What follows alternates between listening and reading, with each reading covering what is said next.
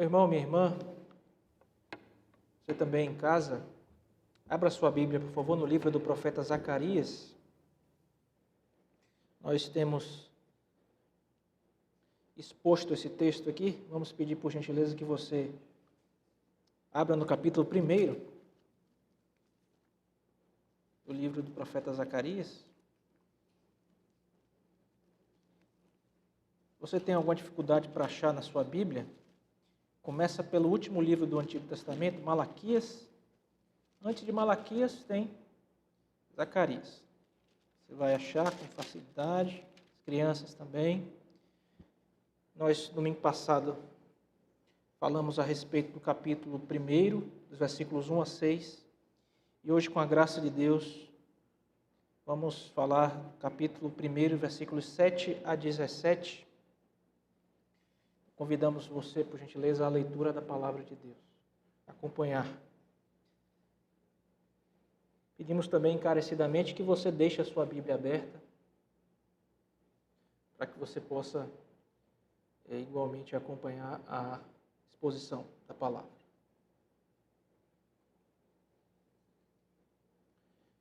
No 24º dia do mês 1º, que é o mês de Sebate, do 2º ano de Dario, veio a palavra do Senhor ao profeta Zacarias, filho de Baraquias, filho de Ido. Tive de noite uma visão, e eis um homem montado num cavalo vermelho, estava parado entre as murteiras, ou em algumas versões, entre as murtas, que havia num vale profundo. Atrás dele se achavam cavalos vermelhos, baios e brancos. Então perguntei: meu senhor, quem são estes? Respondeu-me o anjo que falava comigo: eu te mostrarei quem são eles. Então respondeu o homem que estava entre as murteiras e disse: são os que o Senhor tem enviado para percorrerem a terra. Eles responderam ao anjo do Senhor, que estava entre as murteiras, e disseram: nós já percorremos a terra, e eis que toda a terra está agora repousada e tranquila. Então o anjo do Senhor respondeu: o Senhor dos Exércitos, ó Senhor dos Exércitos, até quando não terás compaixão de Jerusalém e das cidades de Judá, contra as quais estás indignado faz 70 anos? Respondeu o Senhor com palavras boas, palavras consoladoras, ao anjo que falava comigo.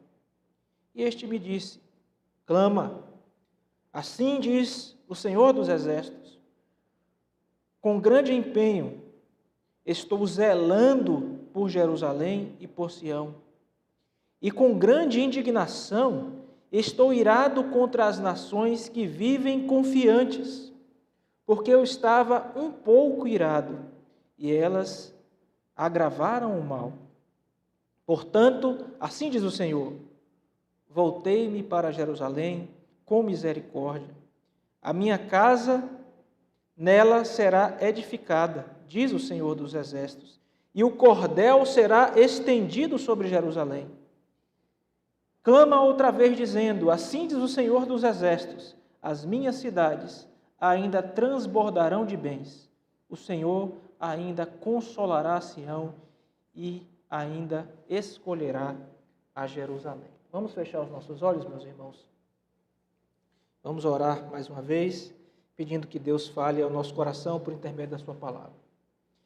Ó Deus, muito obrigado pela palavra do Senhor que foi lida. Nós pedimos que agora o Senhor aplique as verdades deste texto nos nossos corações. O Senhor sabe, ó Deus, quanto nós necessitamos disso, quanto nós precisamos ouvir a Tua voz, sermos alimentados pelo Senhor. Então, por graça, por misericórdia, toma o nosso coração, a nossa mente, diante do Senhor agora, nos livra das distrações e nos faz, ó Deus, entender aquilo que o Senhor quer falar conosco por meio da Tua palavra. Nós oramos confiantes porque temos o Teu Espírito, e este mesmo Espírito que inspirou o autor sagrado há de iluminar e aplicar essas verdades aos nossos corações. Que sejamos ouvintes atentos e praticantes rápidos daquilo que o Senhor nos tem ensinado. É a nossa oração no nome santo e precioso do Senhor Jesus. Amém. Meus irmãos, esse texto vai falar sobre encorajamento em meio ao sofrimento. Nós vamos tratar desta verdade essa noite. E vamos ver no nosso texto, primeiro que, encorajando-nos no meio deste vale, e olha que eu nem falei nada com o nosso irmão presbítero Éder, Deus mostra a sua graça no meio do vale.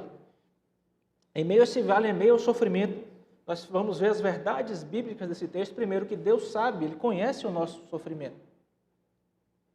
Segundo, que Deus se lembra da aliança que Ele fez consigo mesmo para demonstrar amor para conosco, o seu povo. E em terceiro lugar, que Ele responde ao nosso pedido de socorro em meio ao vale, em meio ao sofrimento que nós vivemos. Então são essas as três divisões do nosso texto. Eu queria que, antes de nós entrarmos no nosso texto em si e abordarmos esses tópicos tão importantes para a nossa vida e carreira cristãs, que você voltasse os seus olhos novamente para os versículos 1 a 6. Veja, por gentileza, meus irmãos, que no primeiro capítulo da Bíblia, do livro de Zacarias, melhor dizendo, aí aberto na sua Bíblia, você vai ver que a carta é introduzida e que é aqui um chamado de arrependimento, um chamado ao povo a proceder de forma agradável diante do Senhor, se arrependendo dos seus pecados. E esse chamado ao arrependimento, ele é de fundamental importância para nós entendermos as visões que nós começaremos a ver esta noite no livro de Zacarias. Elas estão baseadas nesse primeiro chamado de Deus ao arrependimento. Lembre comigo aqui o capítulo 1. Nós vimos aqui, olha aí o versículo 1 do capítulo 1. No 8º mês do 2º ano de Dario, veio a palavra do Senhor ao profeta Zacarias, que nós sabemos que significa Deus recorda da sua aliança, Deus recorda do seu povo, que Ele resolveu amar o seu povo, cuidar do seu povo, não um povo que tivesse méritos em si próprio, mas um povo a quem Ele graciosamente escolheu.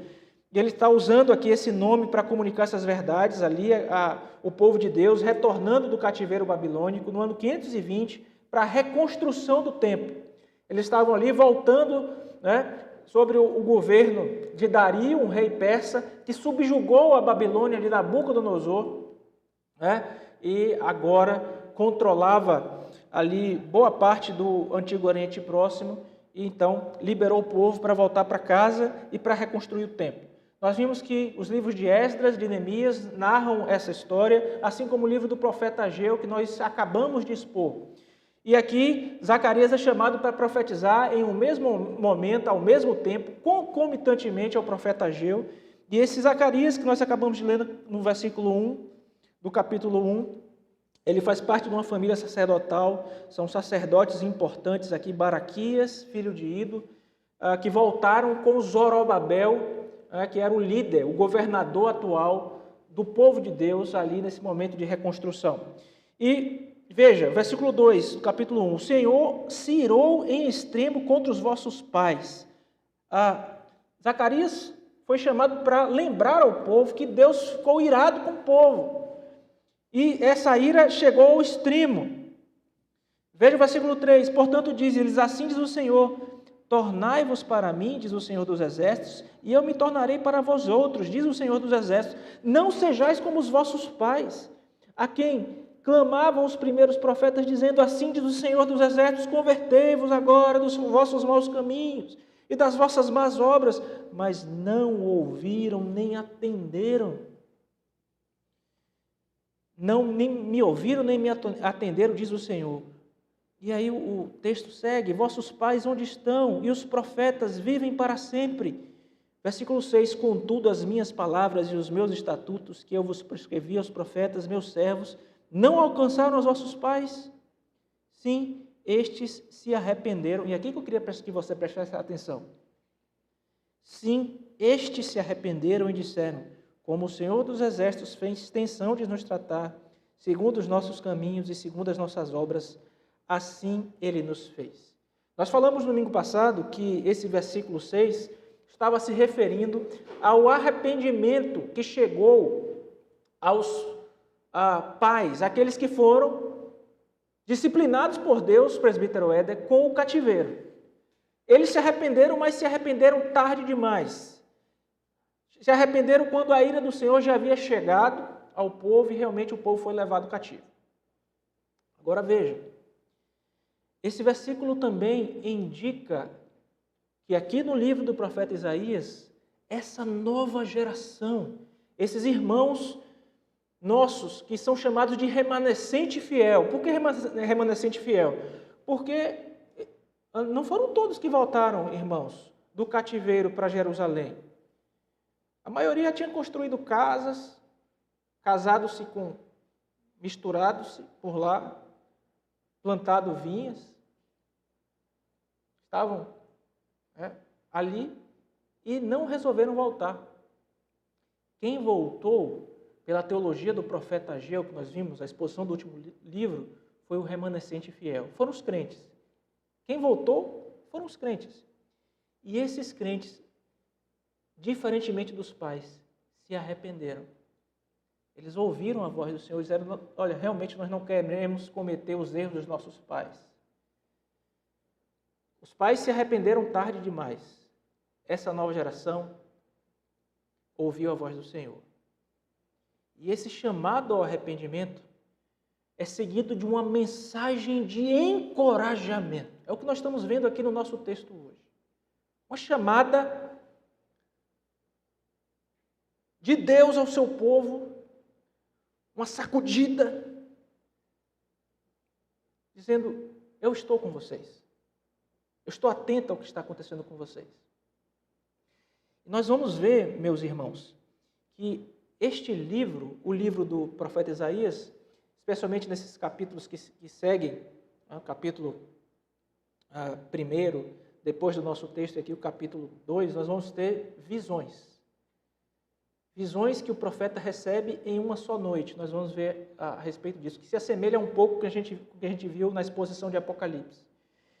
E estas visões são visões difíceis. Esse livro, ele é considerado pelos estudiosos como o terceiro livro mais difícil de se pregar, de se estudar na Bíblia. O primeiro deles é o livro de Apocalipse, que nós expomos há poucos meses. O segundo livro mais difícil é o livro do profeta Ezequiel, que realmente é um livro muito difícil. Eu acredito que Ezequiel seja até mais difícil que Apocalipse, na minha opinião. Eu acho o livro do profeta Ezequiel muito difícil, ele precisa de muito estudo mesmo.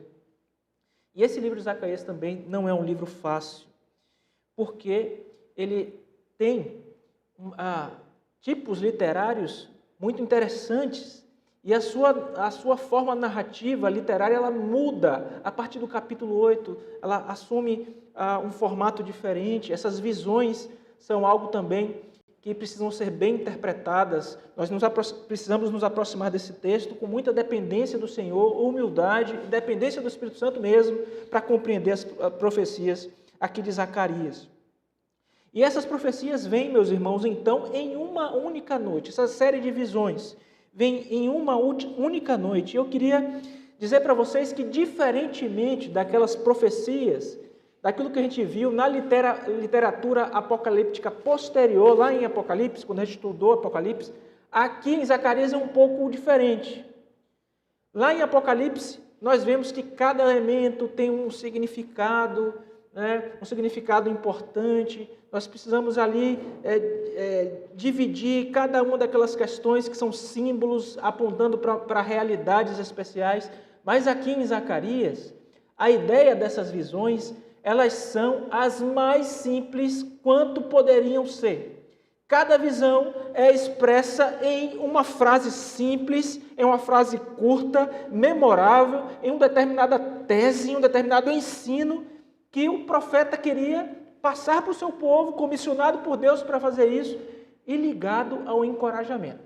Então, todas as visões que nós veremos terão esse propósito de encorajar o povo de Deus nesse período. E eu queria começar a entrar no texto com você, o nosso texto de hoje, e pedir que você volte os seus olhos para a Sagrada Escritura nessa hora e veja aí o versículo número 7.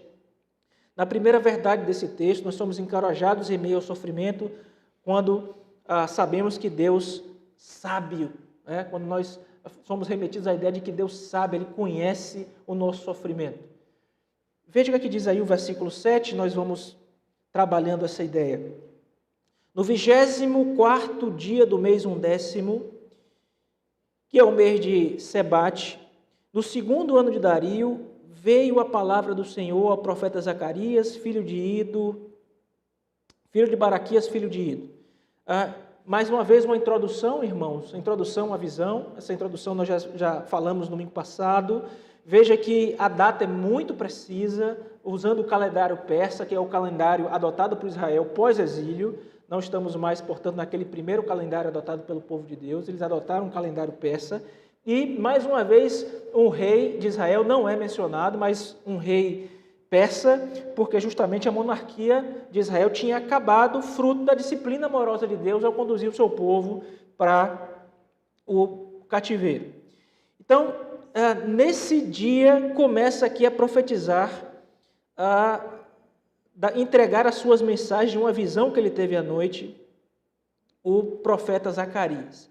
Veja que nessa introdução é mencionado Deus, o nome de Deus é Yahvé, então a aliança está sendo trazida mais uma vez aqui, e o nome do próprio profeta Zacarias, que é Deus, Yahvé, o Deus da aliança se recorda, está sendo trazido. Então, toda vez que esse nome era mencionado, presbítero Éder, a ideia era que o povo lembrasse que Deus fez uma aliança com eles e tivesse certeza que Deus se recorda dessa aliança. E veio então, veja, a palavra do Senhor ao profeta Zacarias, filho de Baraquias, filho de Ido. Então entramos em si no que aconteceu depois dessa breve introdução. Versículo 8. Tive de noite uma visão. E aqui, meus irmãos, a gente viu em Apocalipse as visões, né? João estava lá na ilha de Patmos, cativo, o último apóstolo vivo, sobre o governo de Domiciano, ano 98. Ele estava ali, no primeiro século, ele estava ali preso e de repente um anjo do Senhor aparece, ele entrega visões. É importante nós mostrarmos a ligação do Novo Testamento com o Antigo Testamento e de onde o Novo Testamento retira as bases para esse tipo de literatura e de visão, em livros como estes. Veja como nós mencionamos naquela ocasião que pregávamos Apocalipse, né, que Ezequiel, que Zacarias, né, Daniel, são livros importantes para a compreensão daquele livro. Agora veja, tive uma visão, e ele teve uma série de visões em uma só noite, e nessa primeira visão, o que foi que ele viu, irmãos? E é interessante aqui, tá? No seu texto em português está assim: tive uma primeira visão e eis um homem montado. Esse e eis é aquela bandeira enunciativa que nós já vimos lá no grego e que está aqui no hebraico também. Ou seja, prestem atenção no que é essa visão. É aquele behold lá do inglês. Preste atenção no que é essa visão. E essa visão nos remete a um homem montado num cavalo. Então, um cavaleiro, né?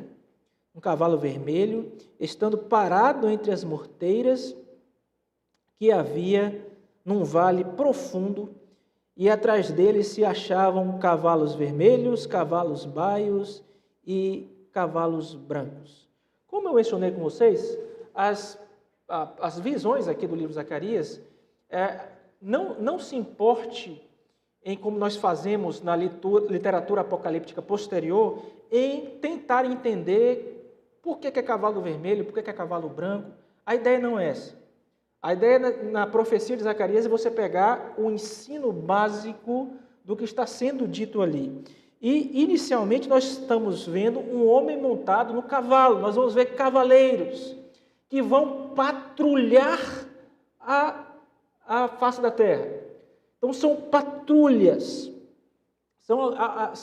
São cavaleiros enviados pelo Senhor, por Deus. A figura que nós estamos diante é essa. E a gente não precisa aqui alegorizar e tentar achar sentidos espirituais para cada um desses elementos, não. Como isso vai se desenvolver posteriormente, não necessariamente a questão da alegoria, mas da interpretação na literatura apocalíptica posterior. Então veja, esse cavaleiro vermelho estava parado entre as morteiras, havia um vale profundo e atrás dele se achavam cavalos vermelhos, baios e brancos. E veja o versículo 9, então eu perguntei, meu Senhor, quem são estes? E o anjo que falava com ele, então tinha um anjo ali, como também em Apocalipse, conduzindo a visão, e o anjo que falava com eles disse assim, eu vou mostrar para vocês quem são eles, vou mostrar para vocês quem são esses cavaleiros, esses cavalos. Mas veja o versículo 10, então respondeu o homem que estava entre as morteiras e disse, são os que o Deus da aliança, Yahvé aí, Senhor em caixa alta, tem enviado para percorrerem a terra. E eles responderam, versículo 11, ao anjo do Senhor que estava entre as morteiras, disseram, nós percorremos a terra, e eis que toda a terra está agora repousada e tranquila. Qual é a verdade por trás dessa patrulha, meus irmãos? A ideia é a seguinte, Deus sabe o que está acontecendo sobre a face da terra. Deus tem conhecimento. Deus envia a sua patrulha, figurativamente no nosso texto. Então ele sabe o que está acontecendo com as nações, ele sabe o que está acontecendo com Israel, ele sabe o que está acontecendo com o seu povo, ele tem plena noção, ele conhece os detalhes, ele conhece as minúcias. E essa patrulha vai, e a notícia que volta é que a terra está repousada e tranquila. Obviamente, meus irmãos, nós não estamos aqui diante de uma questão literal. É uma figura mesmo que está querendo trazer um ensino, porque Deus não precisa de patrulha nenhuma para conhecer todas as coisas. Nosso Deus é o Deus onisciente, Ele sabe de tudo, Ele sonda os corações. Esta figura, que não deve ser, portanto, interpretada literalmente, mas quer passar uma lição, estava falando poderosamente ao coração do povo naquela época que Deus estava atento, não somente para a situação deles, mas para a situação de todas as nações da terra. Ele conhecia a geopolítica, ele conhecia as intrigas entre as nações. Aliás, foi ele que anteriormente moveu nações e povos ímpios para conduzir Israel em disciplina para o cativeiro. Foi ele mesmo quem fez isso. Ele está atento, ele conhece, ele sabe todas as coisas.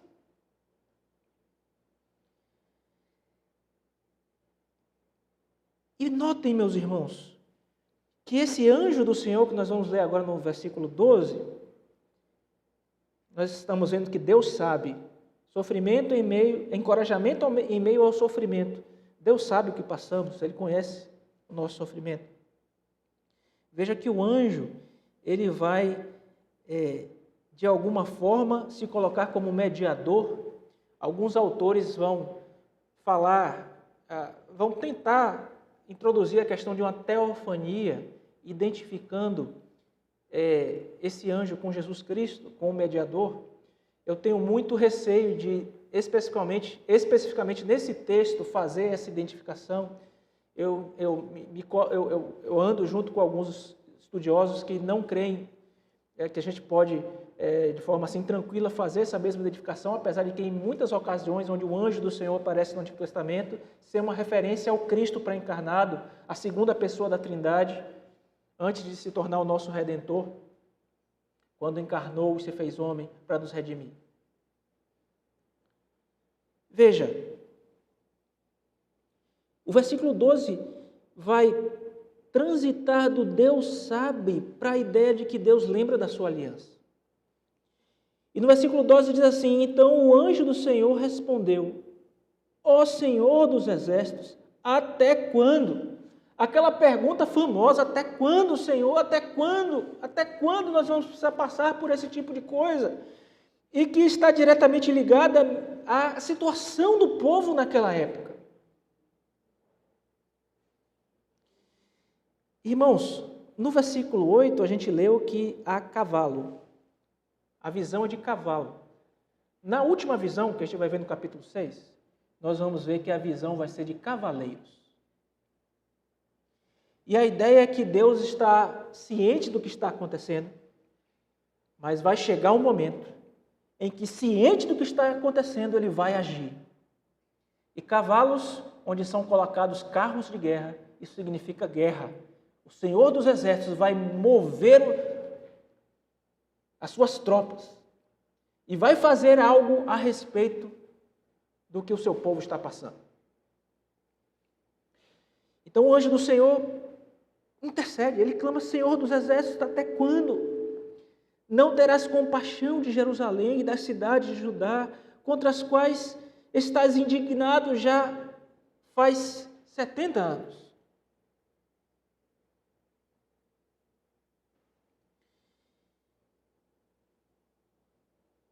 E a resposta do Senhor a isso foi uma resposta positiva. Eu falava hoje pela manhã, meus irmãos, que isso aqui é graça do Senhor.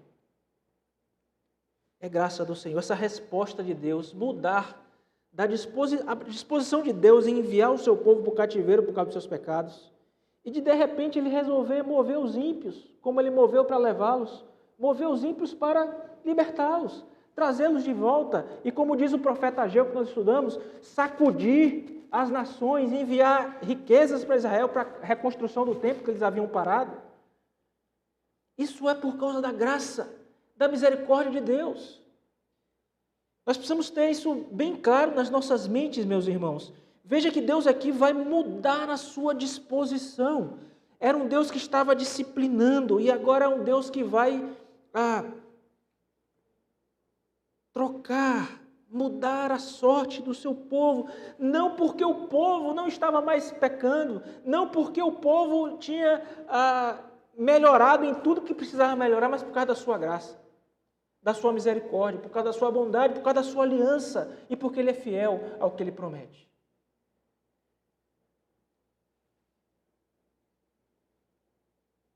E tem tanta gente que diz que não existe graça, que não vê graça nas páginas do Antigo Testamento, isso é uma vergonha.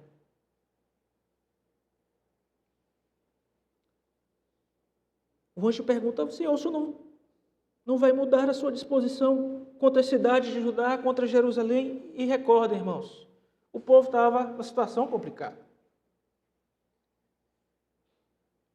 O povo estava ali, voltou cativo, reconstruiu os alicerces, as bases, o altar do templo. Deus levanta o profeta Ageu, vai dizer: está errado, vocês estão preocupando em reconstruir suas casas, mas não estão fazendo nada com relação à minha casa. Nós vimos na teologia de Ageu que isso significa que o povo estava priorizando as coisas erradas, mas as coisas realmente não estavam boas. Deus então os encoraja com a promessa de um futuro glorioso, onde Ele sacudiria as nações e traria as riquezas delas para Jerusalém. Essa profecia nós vimos lá em Ageu que tem um cumprimento ali com a reconstrução do templo, mas especialmente com a vinda de Cristo, depois com novos céus e a nova terra. Mas o povo estava pensando assim: Senhor, eu sei que o meu futuro é um futuro brilhante, mas e o aqui agora? Está tão difícil. A gente está sofrendo tanto. O celeiro não tem trigo. O vinho acabou. O azeite também. Nossos recursos são escassos. Nós estamos ainda sob o jugo de um povo estrangeiro. As questões que nos cercam podem nos afetar.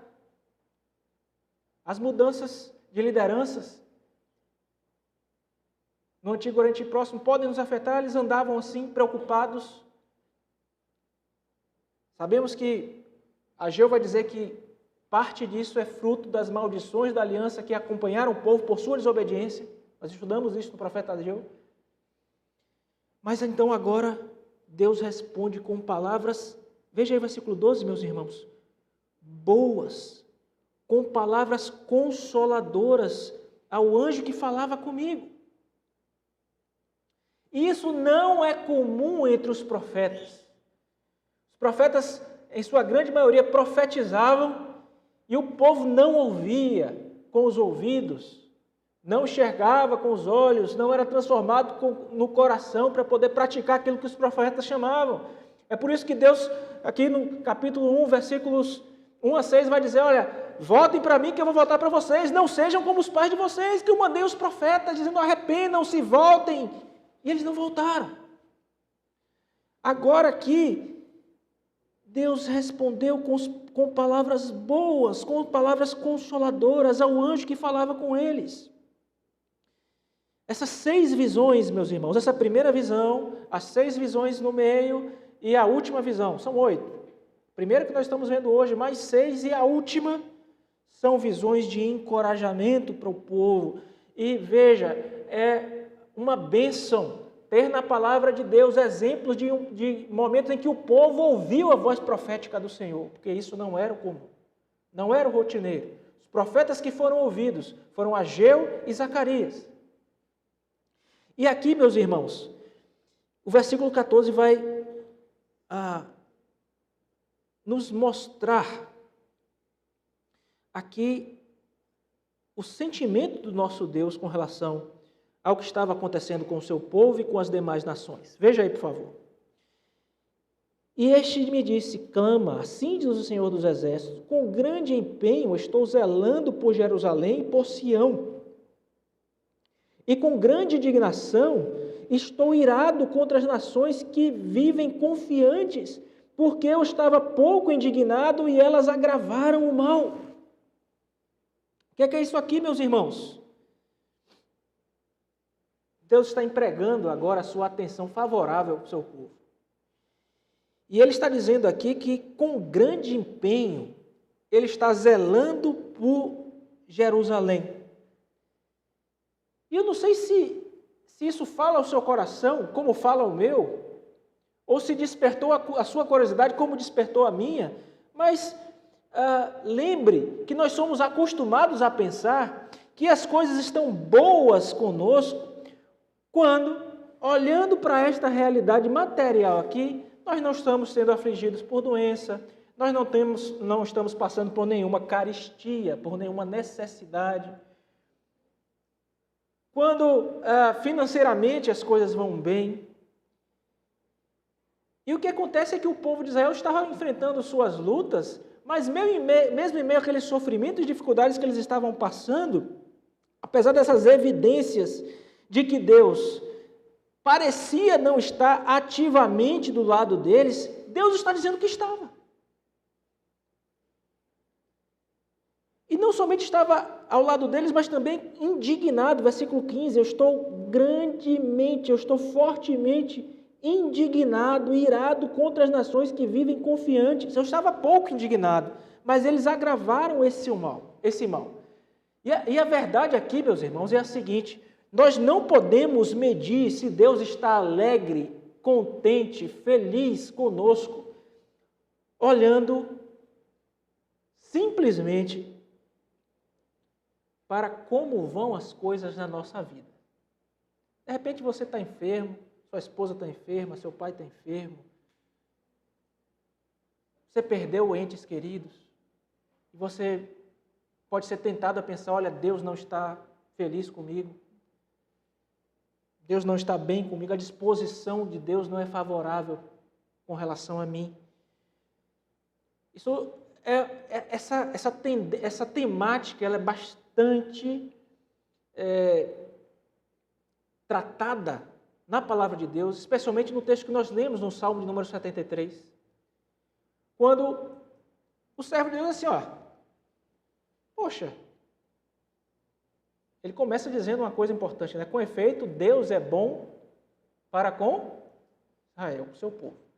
Você vai para o Salmo, toda vez que você for para o Salmo, qual é a ideia central do Salmo? Na grande maioria das vezes, primeiro versículo. Primeiro e segundo de vez em quando. É a tese. O resto é o desenvolvimento daquela tese. Só que ele vai contar a história de que ele está ali e olha para os ímpios. Os ímpios são ricos, parece que os males não alcançam a eles, vai tudo bem, fala que a gordura salta os olhos. Poxa, de que me adianta servir o Senhor? Se eu estou aqui fiel, eu estou aqui andando como deve andar, fazendo o que devo fazer e as coisas não vão bem. O salmista vai dizer que esse tipo de pensamento está equivocado. Ele vai trabalhar esse tipo de pensamento e dizer, olha, se eu chegasse a considerar tais coisas, eu já estava errado. Sabe por quê? Porque Deus coloca estes ímpios em locais escorregadios. Essas nações que as patrulhas foram e passaram e percorreram sobre a face da terra e que foi dito lá, olha, está tudo manso, está tudo tranquilo.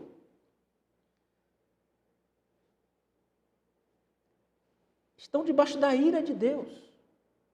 Estão confundidos nesse bem-estar, confundidos nessas riquezas, confundidos nessas benesses.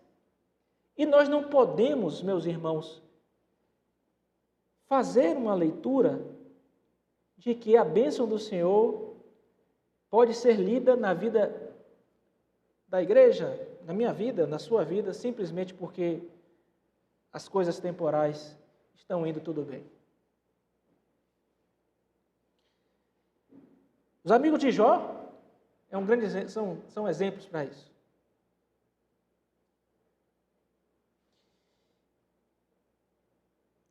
E nós lemos na nossa liturgia 2 textos. E eu vou destacar 2 versículos dos textos que nós lemos propositalmente. O primeiro deles é 2 Pedro 2,9. 2 Pedro 3,9. Não retarda o Senhor a sua promessa, como alguns a julgam demorada. Pelo contrário, Ele é longânimo para conosco, não querendo que nenhum pereça, senão que todos cheguem ao arrependimento. O povo aqui não deveria considerar a restauração demorada, que a bênção estava demorando de chegar. O que Deus estava querendo fazer? De que forma ele estava procedendo, e que esse texto da segunda carta de Pedro está dizendo que é assim até hoje. Está usando isso para aplicar a vinda de Cristo. Não, a promessa não é demorada, irmãos. Nós estamos enfrentando estas coisas que enfrentamos, porque Deus quer tratar a cada um de nós, como estava tratando o seu povo aqui. A promessa de Deus não deve ser julgada como demorada, Ele é longânimo para que todos nós tenhamos condições de nos arrepender, de sermos tratados, dos seus eleitos serem alcançados e daqueles que estão na igreja vivendo dissolutamente, mudarem o proceder, a sua forma de viver. Isso é uma teologia do sofrimento totalmente contrária do que é ensinada por aí, em placas que dizem assim, pare de sofrer. Quando muitas vezes o que Deus quer é justamente lhe tratar por meio do sofrimento que você está passando, meu irmão e minha irmã. E trabalhar a sua vida. E lhe burilar, para usar a linguagem do próprio apóstolo Pedro, como que o ouro sendo depurado, passando na fornalha. Era isso que estava sendo abordado aqui pelo profeta com o povo e que Deus está abordando conosco essa noite. Olha, em meio ao sofrimento que temos passado nessa pandemia, Deus sabe o que nós estamos passando. Deus se lembra da sua aliança e Deus nos responde. Mas nos responde da melhor forma, que nem sempre é a forma que nós esperamos.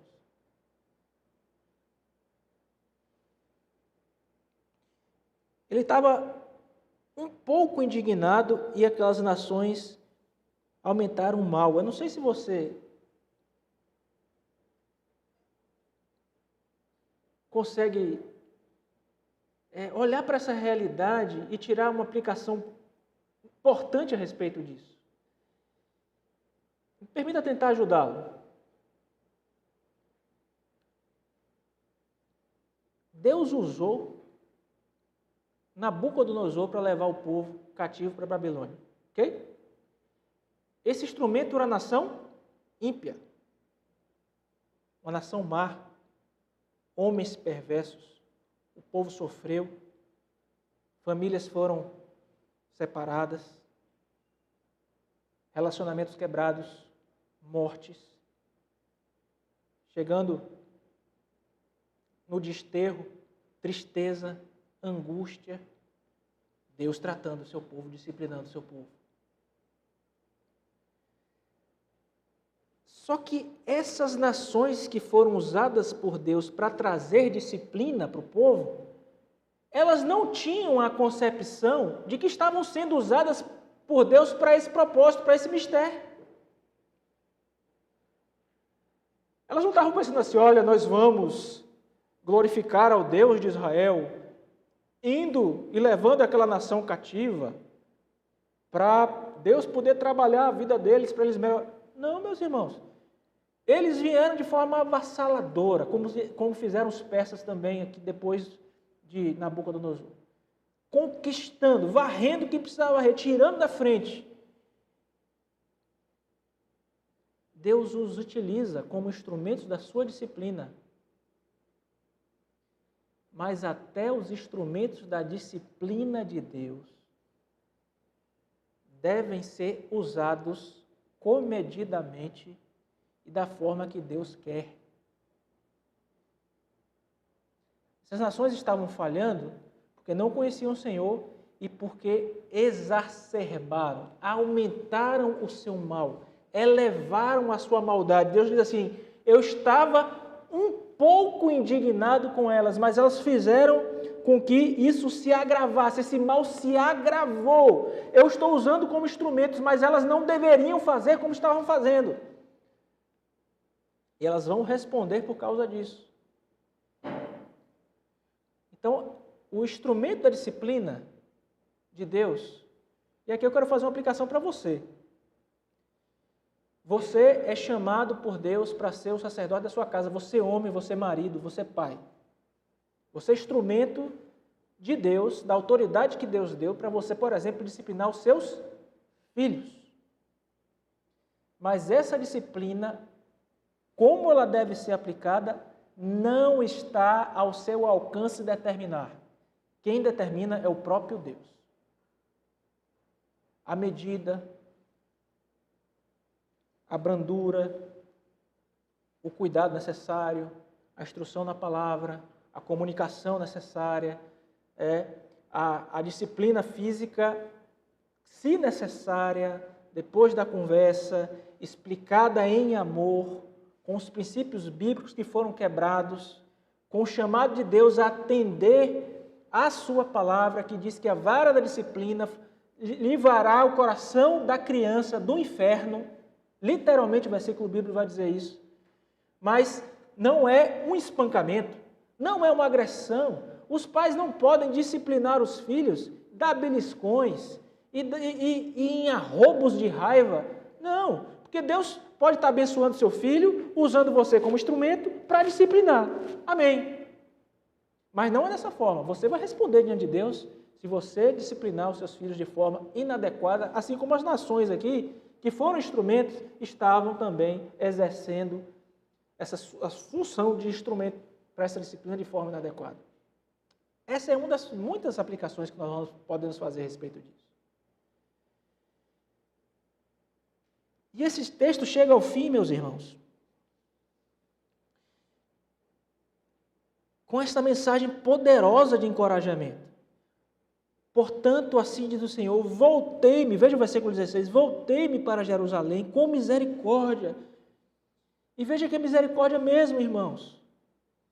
É misericórdia, é a questão de ser propício, de Deus graciosamente colocar-se em uma posição favorável. Mas por que favorável? Porque Romanos, capítulo 2, versículo 4 diz assim, ou nós lemos na nossa liturgia, ou desprezas que é a bondade de Deus que te conduz ao arrependimento. Nós não podemos desprezar que até quando nos arrependemos, é Deus quem em sua graça, em sua misericórdia, em sua bondade, dispõe o nosso coração para o arrependimento. Então não tem como nós não fugirmos da graça, meus irmãos. No Antigo Testamento, nós tínhamos o propiciatório, o local onde o sangue dos sacrifícios eram colocados, vertidos ali, para simbolizar que, através do derramamento de sangue daquele sacrifício, Deus se tornou propício ao seu povo, favorável, e que apontava para o sacrifício de Cristo Jesus, o nosso Senhor e Redentor, que fez com que Deus se tornasse propício a nós. Graça de Deus. E essa graça é vista aqui, quando Deus misericordiosamente fará, olha, eu me voltei para Jerusalém, apesar dos seus erros, das suas falhas, dos seus pecados.